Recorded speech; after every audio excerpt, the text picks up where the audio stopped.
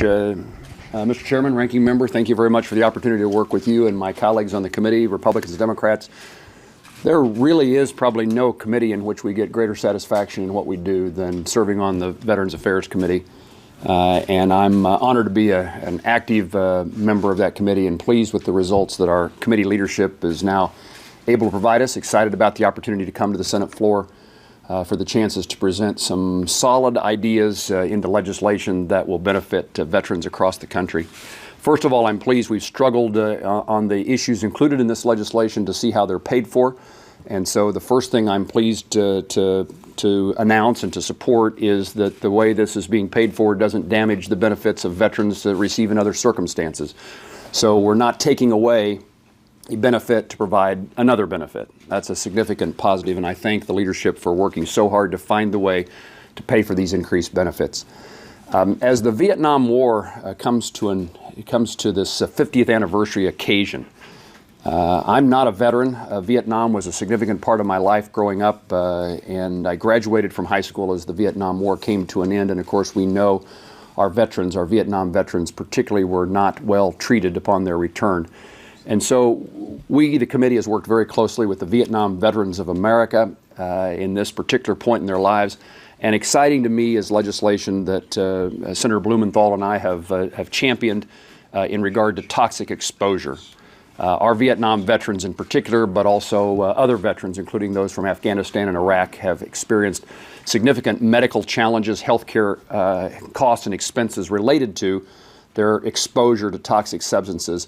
But what's so now prevalent is that we're seeing those kind of symptoms in the next generation, in those veterans' children and grandchildren, and including the Toxic Exposure Act into this omnibus piece of veteran legislation is significant accomplishment for those veterans who served and are so deserving.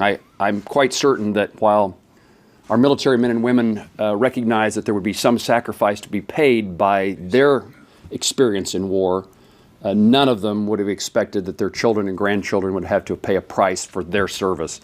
And we're beginning the process to make certain that those next generation victims of their predecessors' service in war is not only acknowledged, but that health care is delivered to them. That's exciting and that's important.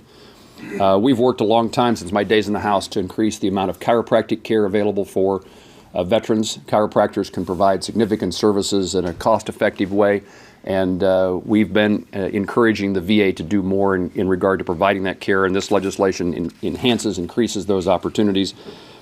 Increased accountability. None of this makes sense if you open up the paper, turn on the nightly news, hear the radio, see on social media the mess that the VA is providing and the lack of accountability for those who work there, particularly in the upper echelons of the Department of Veterans Affairs. And so Chairman Isaacson in particular has made certain that accountability is front and center in this legislation, and I'm grateful for that. Those who violate the trust of those who served our country should not be rewarded. In fact, they should suffer a consequence for that behavior.